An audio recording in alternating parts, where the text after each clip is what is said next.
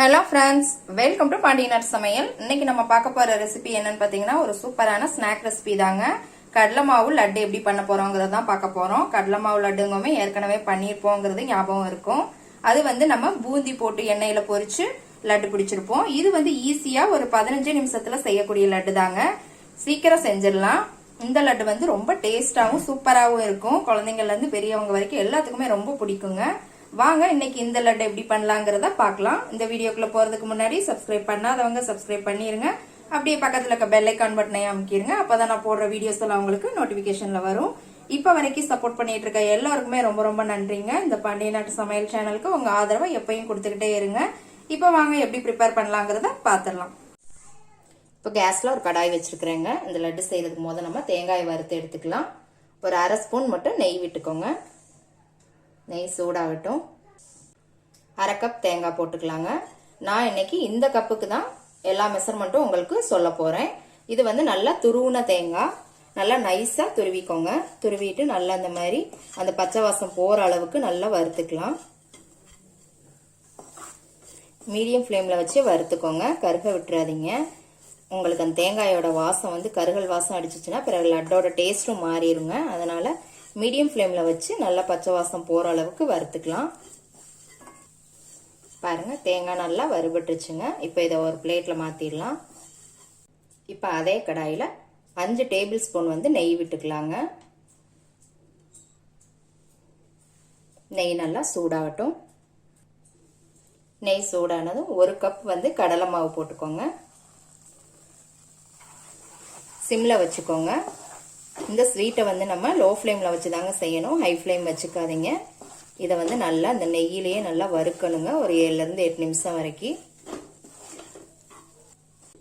இந்த மாதிரி நல்லா வறுத்துக்கோங்க. இந்த கட்டியெல்லாம் நல்லா உடைச்சு விட்டுருங்க. உங்களுக்கு கடலை மாவு போடவுமே அடியில பிடிக்க ஆரம்பிக்குங்க. அதனால நீங்க கிளறி விட்டுக்கிட்டே இருங்க. 7 இருந்து 8 நிமிஷம் பக்கம் நல்லா அந்த மாவு வறுக்கணுங்க. அப்பதான் அந்த மாவோட பச்சை வாசம் போகும். அதனாலதான் அவ்வளவு நேரம் வறுத்துக்கிறது. சிம்ல மட்டும் வச்சு வறுத்துக்கோங்க. இந்த மாதிரி கிளறி விட்டுக்கிட்டே இருங்க, கை எடுக்காம. பாருங்க, மாவு நல்லா வறுபட்டுருச்சு, சூப்பராகும். இப்ப நம்ம இதுல சுகர் சேர்த்துடலாம். சுகர் ஒரு கப் கடலை மாவுக்கு 3/4 கப் சுகருங்க. அதே கப் தான், 3/4 கப்பு போட்டுக்கோங்க. இனிப்பு இது கரெக்டா இருக்கும். இதையும் நல்லா மிக்ஸ் பண்ணி விட்டுக்கலாம்.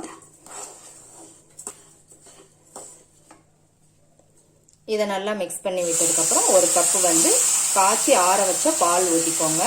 அதே கப்புக்கு தாங்க. இதையும் நல்லா மிக்ஸ் பண்ணி விட்டுக்கோங்க. இதோட அரை ஸ்பூன் ஏலக்காய் பவுடர் போட்டுக்கோங்க. இப்போ இது எல்லாத்தையுமே நல்லா மிக்ஸ் பண்ணிக்கலாம். பாருங்க, மிக்ஸ் பண்ண இந்த மாதிரி உங்களுக்கு திரண்டு வர ஆரம்பிச்சிருங்க. இந்த ஸ்டேஜ்ல நம்ம வறுத்த தேங்காயை போட்டுடலாம். தேங்காய் இதுல சேர்த்துடலாம். இதையும் நல்லா மிக்ஸ் பண்ணி விட்டுக்கலாம். பாருங்க, நல்லா திரண்டு வந்துருச்சு, அல்வா மாதிரி சூப்பராகும். இப்போ நம்ம கேஸ் ஆஃப் பண்ணிடலாம். இப்போ கேஸ் ஆஃப் பண்ணி வச்சுங்க. இது ஒரு 10 நிமிஷத்துக்கு ஆறட்டும். ஆறுனதுக்கு அப்புறம் நம்ம லட்டு பிடிக்கலாம். பாருங்க, இப்போ ஒரு 10 நிமிஷம் ஆயிடுச்சுங்க. நல்லா ஆறிடுச்சு, வெது வெதுப்பான சூட்ல தான் இருக்குது. பாருங்க, இப்போ லேசா நம்ம கையில நெய் தடவிக்கலாம். இந்த மாதிரி நெய் தடவிட்டு பிடிச்சிங்க அப்படின்னா கையிலையும் ஒட்டாம சூப்பரா வரும் லட்டு. இப்போ உங்களுக்கு எந்த சைஸ் வேணுமோ அந்த சைஸுக்கு நீங்க இந்த மாதிரி லட்டு பிடிச்சி வச்சுக்கோங்க. பாருங்க எவ்வளவு சூப்பரா வந்திருக்குன்னு. இதே போல எல்லாத்தையும் பிடிச்சி வச்சுக்கலாம். பாருங்க, சூப்பரா உருட்டி வச்சாச்சு. இப்போ நான் இதில் கொஞ்சம் முந்திரி மேலே வைக்க போகிறேன். முந்திரியை இந்த மாதிரி நான் பொடியாக கட் பண்ணியிருக்கிறேங்க. நீங்கள் முந்திரி, பாதாம், பிஸ்தா எது வேணாலும் இதில் யூஸ் பண்ணிக்கலாம். இதை இந்த மாதிரி மேலே வச்சிருங்க. நல்லா பார்க்குறதுக்கு அழகாக இருக்கும், எடுத்து சாப்பிடும்போது சூப்பராக இருக்கும். பாருங்க, முந்திரியெல்லாம் நம்ம இதில் போட்டாச்சு. சூப்பரான கடலை மாவு லட்டு ரெடி ஆயிருச்சுங்க. எப்படி இருக்குன்னு செஞ்சு பார்த்துட்டு கமெண்ட்ல போடுங்க. லைக் பண்ணுங்க, ஷேர் பண்ணுங்க, சப்ஸ்கிரைப் பண்ணுங்க. கூடவே பெல் ஐகான் பட்டனையும் அமுக்குங்க. மறுபடியும் வேற ஒரு ரெசிபியோட சந்திக்கலாம் ஃப்ரெண்ட்ஸ். அன்போடு சமைத்து ஆனந்தமாய் உண்டு இன்பமாய் வாழுங்கள். வாழ்க வளமுடன்.